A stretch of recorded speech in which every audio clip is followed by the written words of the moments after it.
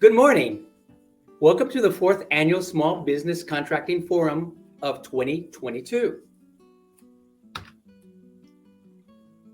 What you're viewing is the Wage Compliance Program presentation. My name is Valdemar Maldonado. I'm the Wage Compliance Program Supervisor. And we're here to talk to you about the Wage Compliance Program. I'm excited to provide you some information regarding contracting abilities within the City of Austin for small businesses. This program, the Small Business Program, is needed to ensure that the City of Austin has enough subcontractors or general contractors to perform their obligations of meeting the needs of the citizens of Austin when it comes to City of Austin construction facilities. My first objective is to provide you some general information regarding wage compliance. Failure to understand the information that I'm going to be providing you today may result in a negative financial impact when your business. However, keep in mind that this program can also make you the most money for the City of Austin contracts. So I'm excited that you're here and to present this information to you today. But before we begin on the actual program, I want to give you some historical perspective of some terms, some informations to give you a better understanding of what is required on city contracts. We're going to talk about definitions, specifically prevailing wage and the City of Austin minimum wage. I'm going to provide you some information on the City of Austin contract and regulatory requirements. Is there a wage compliance program on city contracts? How city determines appropriate wage schedules. So city construction contracts have prevailing wages included in their solicitations. And I'm here to help you understand those requirements. We're going to talk about the applicable wage determination scales. We have several different types of scales. They're building construction and heavy and highway being the most predominantly one. We're going to talk about the enforcement and monitoring of those scales. In addition, the City of Austin prevailing wage exceptions, we're going to talk about expectations of what is expected of a small business or any business for that matter regarding contract requirements. I want to talk to you about some common issues of non-compliance. And these common issues are very basic, but you must understand that there are some expectations and requirements in the contract that you must adhere to. We're also going to talk about voluntary corrective action plans. We call that a VCAP. And basically what that says is if we find any issues or violations, how we're going to remedy or fix those. And then at the end, we're going to talk about sanctions and penalties. First, prevailing wages on City of Austin construction contracts. A prevailing wage is determined by the U.S. Secretary of Labor to be prevailing for the corresponding classes of laborers and mechanics employed on projects similar to the contract work in local areas where such work is performed. What does that mean? That means that workers performing on City of Austin construction contracts, they're classified either as a laborer or a mechanic. A laborer is an individual who performs physical labor. For example, a common labor, a person that digs a hole or moves material with a shovel is a laborer. An equipment operator is a laborer because they're handle pieces of equipment. A mechanic is a classification such as plumbers, pipe fitters, electricians, carpenters, HVAC workers. Those are mechanical type classifications, and they're normally listed on building construction type projects. And I'll go more into detail regarding what is a building construction and what is not, okay? In addition, the City of Austin minimum wage.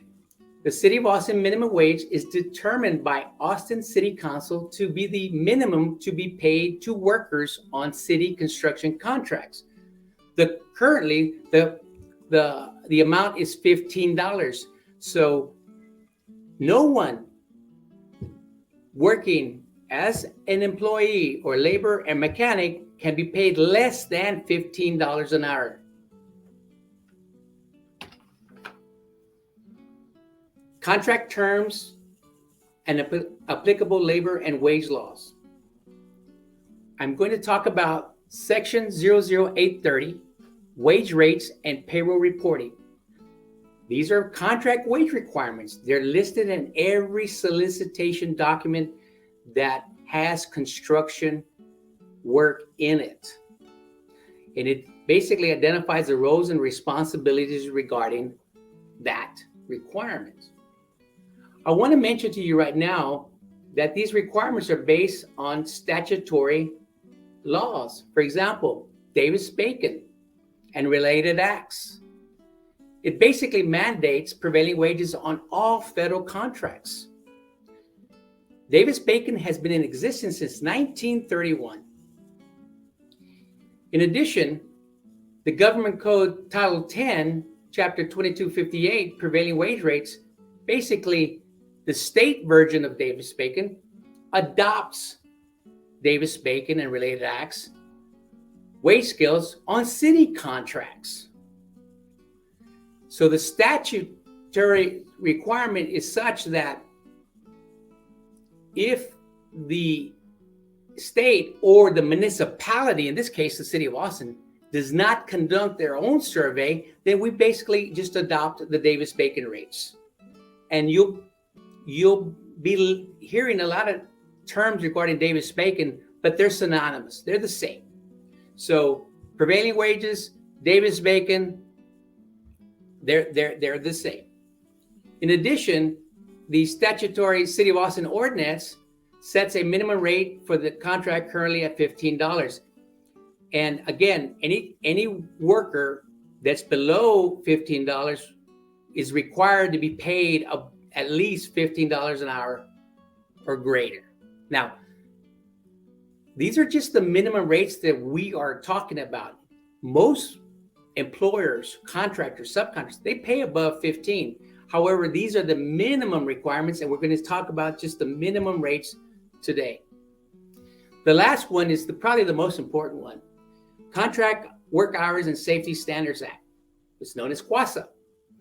It basically sets overtime rate for workers in excess of 40 hours in a work week. This changed in 1980, and the reason I'm giving you some historical background here is the federal government mandated that anybody that worked more than 8 hours a day had to get paid time and a half. However, in the mid 80s, that was changed to time and a half. So some of you maybe remember that, but if not, I think it's a little bit of tidbit that is relevant to the presentation today. As I mentioned earlier, the requirements of Section 00830 of the contract. And it basically states this, that an employer, contractor, or subcontractor who is physically performing construction work must make payment to laborers and mechanics regarding the prevailing wage schedules. And I'm going to give you some samples in the next few slides of those wage rates. In addition to these, we are in the City of Austin webpage, and our documents, the 830 and the prevailing wage schedules, are located in the City of Austin Wage Compliance Program webpage. We're going to talk about overtime, and the reason we talk about overtime all the time is because this is where we probably see the most violations regarding wage compliance. Is employers either forget or do not pay workers time and a half for over 40 hours of work in a work week. We're going to talk about apprentices. An apprentice must be registered in a Department of Labor approved program or be paid in journeyman wages. And what that means is that if you have, for example, an electrician, and that electrician has an apprentice, they have to be registered with the U.S. Department of Labor to be paid below that prevailing rate. For example, an electrician is historically paid at minimum rate of $40 an hour, and a first year apprentice is paid at $15 an hour. If they are not registered with the U.S. Department of Labor, then the contract requirements are such that you must pay them the journeyman rate regardless of skill set. So an employer cannot just say, well, they're an apprentice. Well, they have to be enrolled in a U.S. Department and registered in a U.S. Department of Labor apprenticeship program. So I'm probably going to give you a little bit more information in the next few slides, because this is something that really, really negatively impacts employers, and sometimes they don't understand that. And we want you to make sure that you have enough information so when you start looking into City of Austin construction work, you're able to make a very intelligent bid regarding your proposal to the City of Austin. The last is the certified payrolls. Certified payrolls must be maintained and accessible 3 years after the completion of the project. This is very important. On City of Austin construction contracts, you have to submit certified payrolls upon request. So if it's a federal contract with federal monies, then you're required to submit them weekly. So there is an administrative burden performing work on City of Austin construction contracts. I want to talk to you about prevailing wage rate determinations. I mentioned earlier that we have building construction rates, we got heavy and highway construction rates, and at times we have residential rates and even tunnel rates.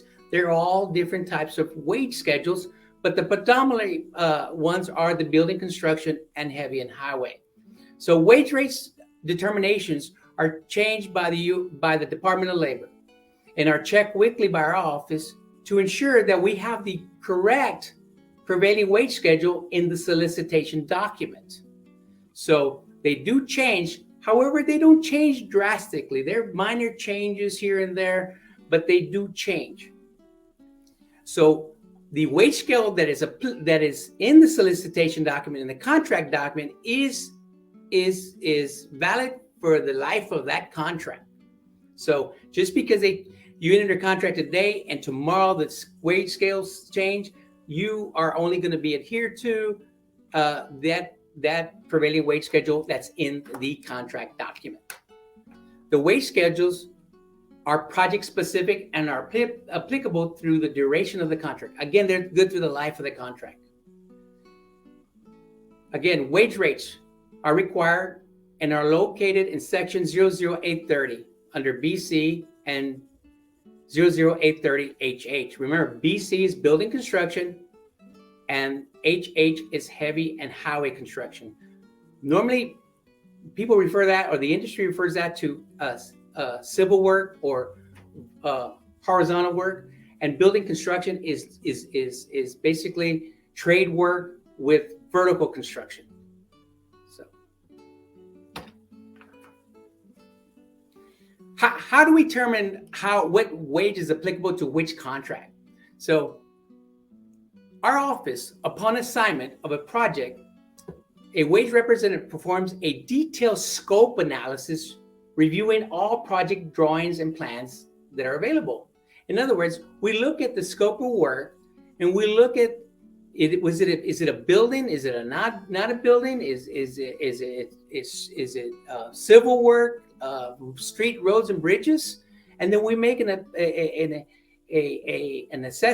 analysis and come up with an assessment regarding which wage schedule is applicable to which project. So the wage rep or the supervisor determine appropriate wage determination schedule. Again, there's BC, HH, and on very rare occasions, we have dual determinations. For example, if the City of Austin is building a vertical construction, a building construction, And we also have some surface parking that is more than 20% of the total contract, then we'll have a dual determination wage schedule. So again, what is building and what's heavy and highway is based on Department of Labor definitions. So in fact, most of our methodology that we use is based on the program of the Davis-Bacon program of the U.S. Department of Labor. So anything that we include in our contracts, any decisions made are based on Davis-Bacon.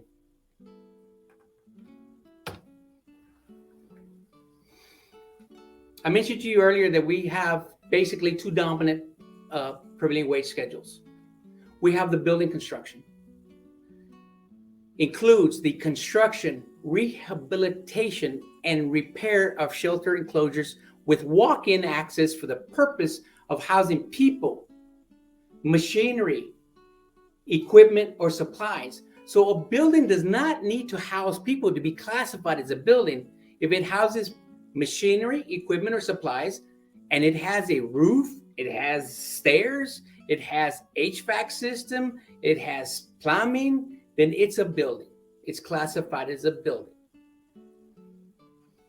Heavy and highway construction, known as HH. It includes the construction, alteration of repair of roads, streets, highways, runway, parking areas, and most other paved work not incidental to building of heavy construction. So again, anything that's horizontal, heavy and highway, anything vertical, building construction. That's a rule of thumb that we use. And what you have here is a sample of a building construction BC wage rate. And I want to give you an example of the difference of the two. For example, if you look at carpenter, the classification of a carpenter, the Department of Labor rate, remember, we the city, government entities adopted these schedules because we did not want to perform a wage survey to establish the prevailing rates for the geographical location. So the contractor, by law, is required on performing on government contracts, is required to pay $21.96 in cash and $7.90 in fringes, for a total obligation of $29.86. Now, you're probably asking yourself, or you're probably telling yourself, these are high rates. What these rates represent is the average carpenter earning these rates on government contracts. A survey was conducted by the U.S. Department of Labor in Travis County and said, based on the statistical data received by industry, these are the average rates. So therefore, the average now has become the prevailing rate. Now, again, surveys are conducted periodically. The building construction wage surveys are done constantly because they have sufficient data to establish prevailings. So what you see here is what's being paid on the average. Now, you can pay more, but you can never pay less. Now, the next schedule is the heavy and highway wage rates. Texas is the only state that combines the heavy rates and highway rates because Texas does not have enough statistical data to establish a heavy rate and a highway rate. So if you notice on the wage schedule, there are no fringe benefits. And the reason being because historically in the survey, workers performing on heavy and highway projects are not paid fringe benefits. Therefore, there's not a prevailing regarding fringe benefits. That doesn't mean that you cannot pay that fringe benefit or a fringe benefit. It just means that you are not required under the contract to pay below the prevailing rate. I want to give you an example of asphalt distributor operator. The Department of Labor wage schedule says that you must pay this worker no less than $15.55 an hour. And again, there is no fringe benefits, so the total obligation is $15.55 an hour. Conversely, the cement mason concrete finisher is $12.56 an hour. However, because of the City of Austin's minimum rate, it was increased to $15. So the total obligation for the cement mason concrete finisher is now $15 an hour. And that's where the City of Austin's minimum rate comes into play.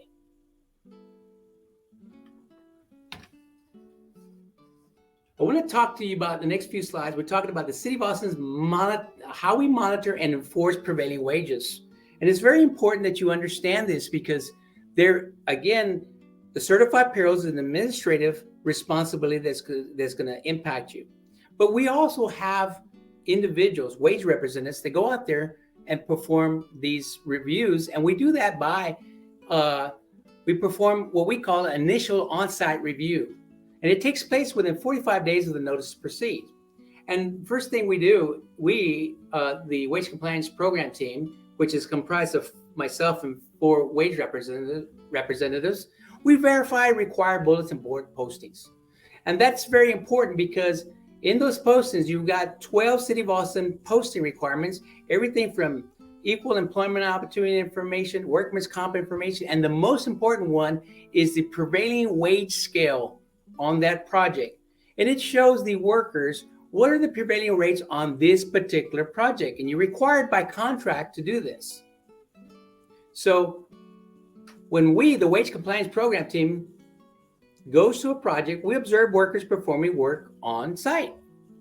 And the work that they are performing dictates the classification and rate of pay that they must be paid, not what is told by the employer or what the employee tells us, but what we see they are performing. So if a worker is performing as a carpenter, then they should be paid as a carpenter in accordance with the contract. And all we're there to do is to ensure that that is occurring. We're also going to conduct employee interviews. We're going to interview your workers. We're going to ask them very basic questions. For example, we'll ask them, who do you work for? What work are you performing? Are you getting paid? What's your rate of pay getting paid? And are you getting paid overtime? Those are very, very, very basic questions. And City of Austin, workers performing on City of Austin construction are very well versed in this and the program. And everybody understands, even the workers understand the requirements of not only the contract, but of the project. In addition, we verify apprenticeships and ensure that they are registered with the Department of Labor. And remember, apprenticeships is a very big. If you fail to understand that one, that was probably going to cost you the most money. So we verify that. We verify that those workers are in fact enrolled and registered in a U.S. Department of Labor program.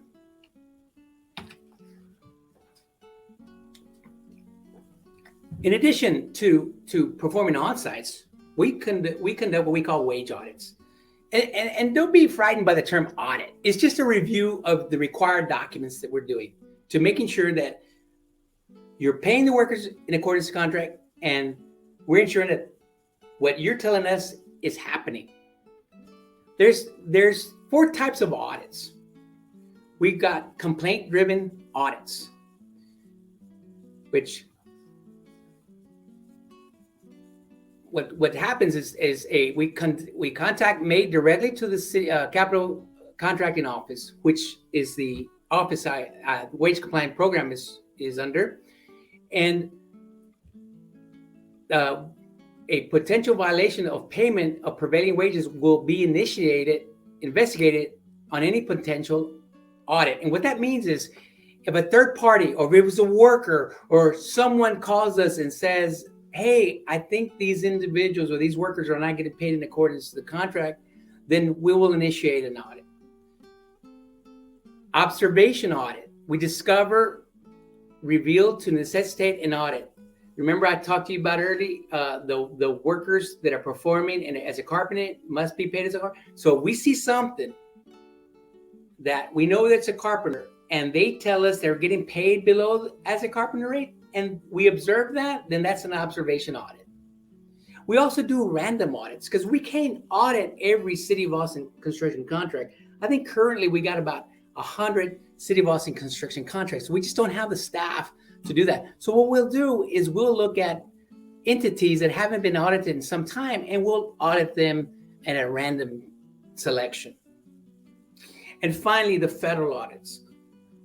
For all federal projects, the Capital Contracting Office is required to conduct one audit per quarter. So we're required to do more audits on federal contracts. Why is that? Because it's a federal requirement. We are adhering to federal mandates. So I think we got about 13 federal contracts as opposed to 87 non-federal contracts. So we concentrate a lot of our attention on these federal contracts. Why? Because that's where our biggest risks are. In fact, federal contracts, I think the last federal contract we had was $250 million in construction, and they tend to be high in dollar value. So again, that's where the biggest risk of violations are, and that's where we spend most of our time. Again, monitoring. How do we monitor these? We review the following to verify compliance with Section 00830 of the contract. We review certified payrolls. Remember, federal projects, we do those weekly. And on non-federal projects, we do that upon request. So we only do those on a random basis. We also, a certified payroll has what we call a statement of compliance. And all that means is, and I'm going to show you a copy of that statement of compliance in a minute. All that means that the information that you're providing the city is true, accurate, and correct, subject to penalty of law. And that's a big thing, guys. So whoever's signing your certified payrolls are telling the city that the information I'm giving you is true and accurate and correct. And if it's not, then there's an issue. We're also going to look at proof of fringe benefits. So if you tell us that you're paying fringe benefits, and remember, fringe benefits are for the benefit of the employee, not the employer. For example, if you providing a truck to an individual, that's not a fringe benefit under the wage compliance program. It may be for tax purposes, but it's not for City of Austin fringe benefit compliance, because that person driving that truck is not only carrying material, they're carrying personnel, and that's for the fringe benefit of the employer. Therefore, they're not a fringe benefit to that employee. Okay, so we're all going to talk about employee certification forms, and all that form is a form that's signed by the employee that says, this is my classification and this is my rate of pay on this project. Okay, anytime you work for the City of Austin, you're going to be required to submit that form. We're also going to ask you to provide payroll deduction authorization forms, because we look at the certified payrolls and we see certain deductions that are somewhat questionable. For example, child support deductions are not questionable because they're statutory required. However, if you are, let's say, deducting for uniforms, well, we want to make sure that the employee is able to keep those uniforms or is getting that service. That can be for the benefit of the employee or the employer. And we'll make that determination based on fact. And we'll also conduct employee interviews and observations, just like I mentioned previously. What you see here is the first page of a certified payroll, and it's very basic information. And what you can do, if you have an electronic payroll system or using the software, you can download that information straight into the certified payroll. And it basically contains the name of the employee, their classification, and their rate of pay, and the overtime. And you submit those on a weekly basis or upon request. The second page is the certified portion of the certified payroll. Remember, it gives us all the pertinent project information. It also tells us who signed and stated that the information was true and accurate, correct. And this, we rely heavily on this. And if we didn't have a certified payroll, we would have to do a full-fledged in-house audit. And this prevents us from doing that because, again, the information you're providing to us is true and accurate, correct. At times, that doesn't mean that we won't have to do it. But if there's cause, we will. But most of the times, I've been here a long time. We have not done those in-house audits very routinely. So I want to talk about, summarize, we're getting close to the end of the presentation, but I want to talk about City of Austin expectations. Comply with the conditions of the contract. Know your contract, understand your contract, read your contract. Workers are classified accurately and paid the appropriate prevailing wage rates. Make sure that your workers are getting paid in accordance to the contract. Their proper classifications and their proper rate of pay. Now, there's times where classifications get a little murky.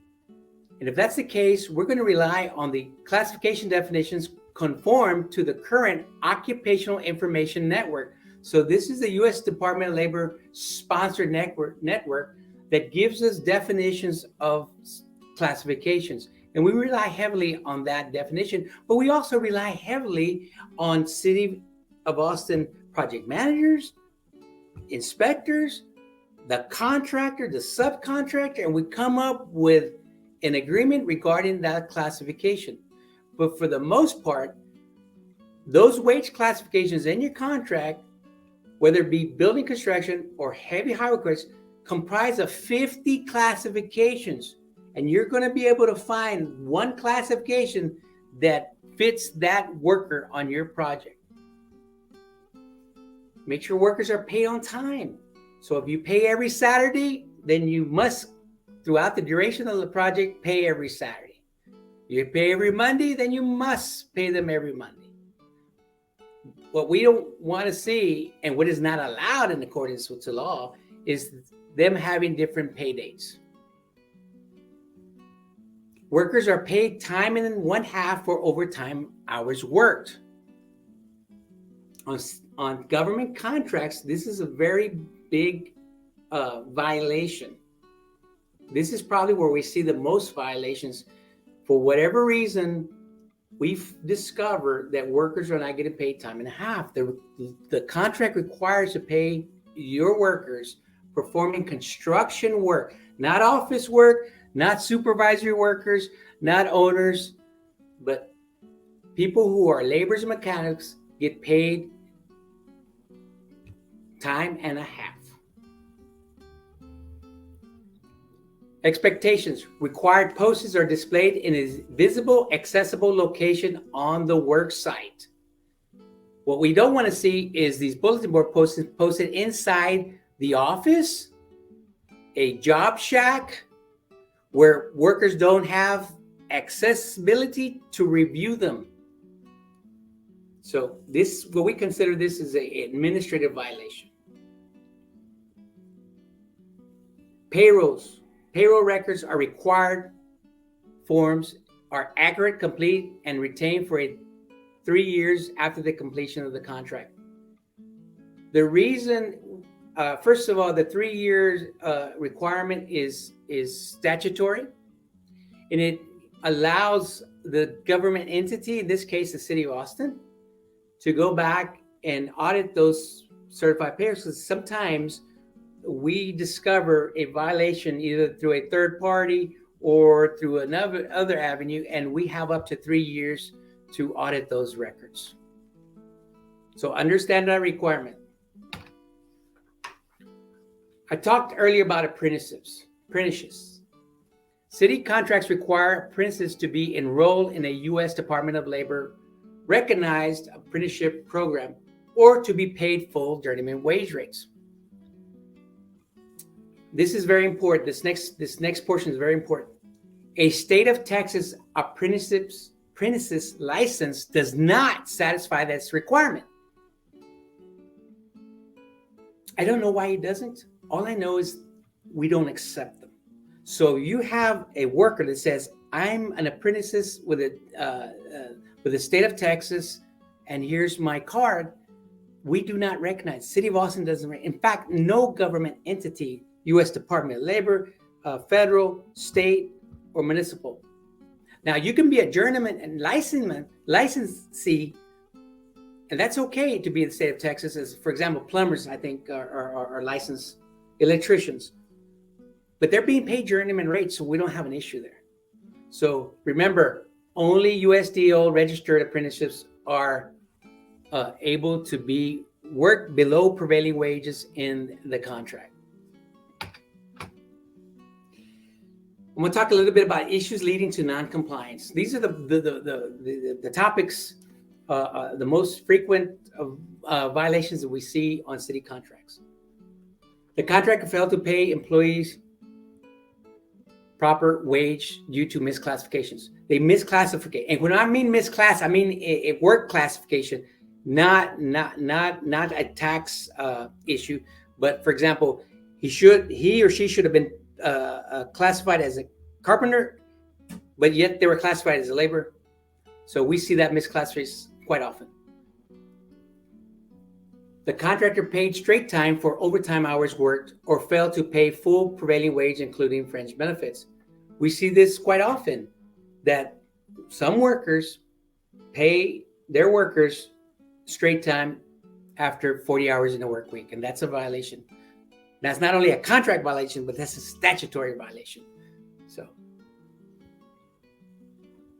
contract allowed employees to work under more than one classification without recording time under each classification or without paying the highest wage rate of the multiple classifications. What that means, let's say you got a carpenter and then you have a laborer, and you send that carpenter to do labor work. You can pay that worker labor wages, but you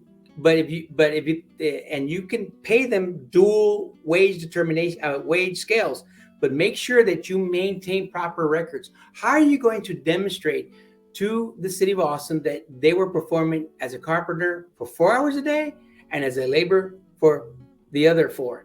Now, if you fail to maintain those records, then the contract states that you will pay them the highest of the two. So understand that one.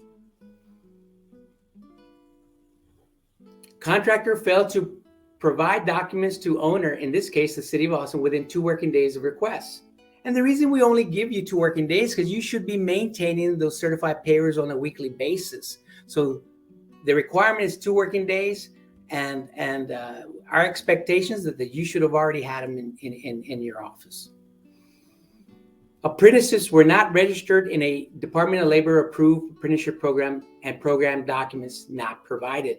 So again, apprenticeships has your biggest risk factor as far as negatively impacting you financially. So understand that requirement. Contractor failed to maintain weekly payroll reports, compliance statements, and other documentations, including documentation from subcontractors. So what we see is sometimes that employers don't maintain certified payrolls. Well, how are you going to demonstrate to the city that you pay them? Because without that certified payroll, we're going to have to take the word of the employee as to how many hours they work. So if you tell us they only work 20, and the worker tells us they work 30, and you don't have certified payrolls, then the assessment is going to be 30 hours that you owe them 30 hours. So make sure the certified payrolls, not only is a requirement, it's important for us to make a determination of compliance.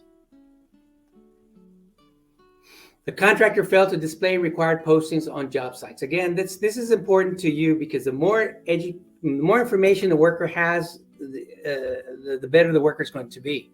So they already know their classification, and they already know their rate of pay based on other projects. So not providing this information and not posting it is not only a violation, but they know it, and they'll end up calling us saying this poster is not being posted on the project. So make sure that the bulletin board postings are published. We're going to talk about sanctions and penalties, and I'm required to give you this information, but most of the times we don't get there because we have a very robust workforce in the city of Austin, and our job is not only to ensure compliance, but is to help the employer understand their roles and responsibilities. We perform education and outreach on many new subcontractors on an individual basis, and I will invite you to contact us and we can perform those. But our job is to ensure that everybody is working in accordance to the contract. And the only way we can do that is to have a cooperative business relationship to ensure compliance. So, but I'm required to mention this to you.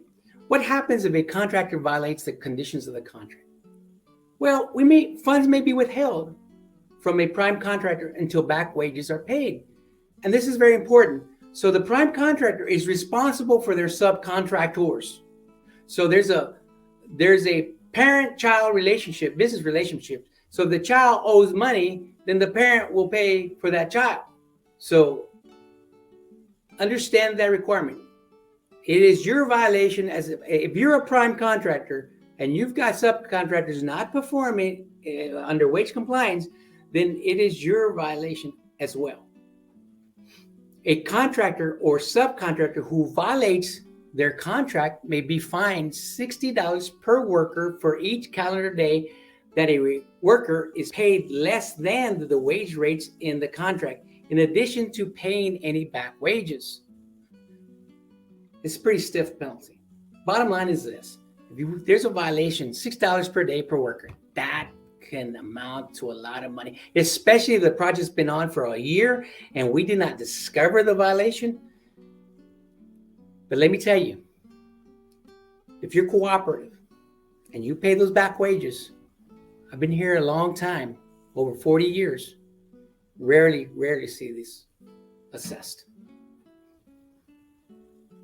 Confirm retaliations against employees who provide information during an interview or an investigation on wages received may result in suspension or debarment for consideration of award on future city projects. So if we interview a worker and you retaliate, an employer retaliates on a worker, then they're subject to debarment from not only city contract, but any government contract.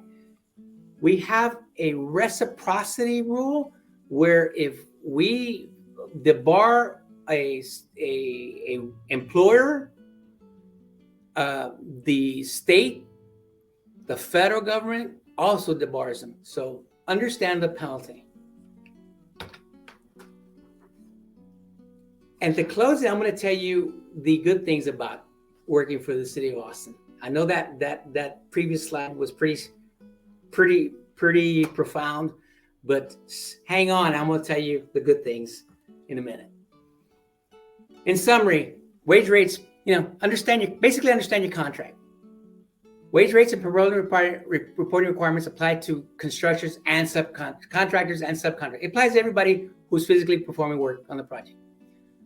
Workers on City of Austin projects shall be paid not less than total wages listed in the contract. Pay the total obligation. How you get there? If you're paying fringe benefits, you can pay it. If you don't have fringe benefits, you got to pay the cash component. So on the building side, you got the cash and the fringe. You can pay them together as cash. Any combination will get you in compliance. Wage rates shall be used throughout the duration of the contract. Employees are required to be paid time and a half. Apprentices will be permitted to work only when they're registered.